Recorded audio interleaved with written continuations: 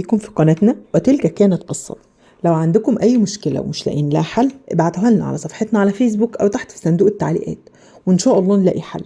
وما تنسوش تعملوا لايك وسبسكرايب علشان قناتنا تكبر بيكم. ومعانا مشكلتنا النهاردة. ممكن تنزلي مشكلتي عندك لو سمحتي؟ أنا عايشة في القاهرة أنا وجوزي لوحدنا، بس عندنا شقة في البلد وبننزل كل شهر، بنقعد عند أهله شوية وأهلي شوية.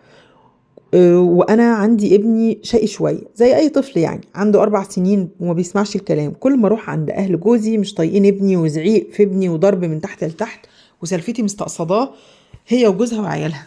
كل شويه ابنك عمل، ابنك سوى، ده ابنك مش متربي، وبيقعدوا يزعقوا في الواد. وانا بصراحه زعق فيه واضرب فيه وبرجع اندم على اللي عملته فيه، عشان انا وهم هنبقى عليه، مع انه وحيد لسه ومش معاه اخوات وعاوز حد يلعب معاه، واحنا قاعدين لوحدنا ومحدش بيلعب معاه.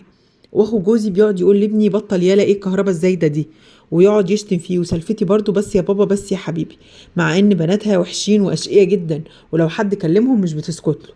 وبرضو لما بروح عند اهلي اخواتي بيقعدوا يزعقوا في ابني. وليا اخت متجوزه بتيجي عند ابويا مش بتسيب ابني في حاله، تقعد تزعق فيه علشان ابنها، وعلى طول بتخانق انا وهي بسبب الموضوع ده.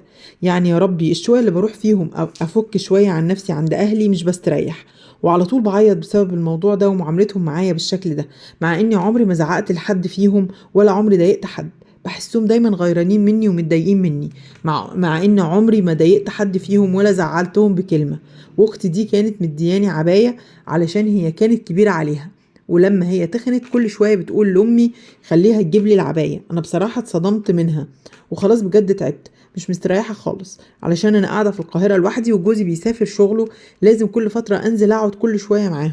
بس لما بنزل اعصابي بتتعب اكتر، مع ان امي وحماتي مفيش اطيب منهم، بس سلفتي واختي وحشين جدا في تصرفاتهم معايا.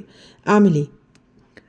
لصاحبة المشكلة: بص يا ستي، الاول لازم تطمني من دكتور متخصص ان ابنك اموره تمام ومفيش لا قدر الله اي مشاكل، وخرجي ابنك ووديه حديقة، كيدز اريا، نادي، اي حاجة يفرغ طاقته، وده هيفرق معاه كتير. بالنسبة بقى لأهلك وأهل جوزك، يا بخت من زاره خفف، روحي ضيفة ساعة كفاية وارجعي شقتك.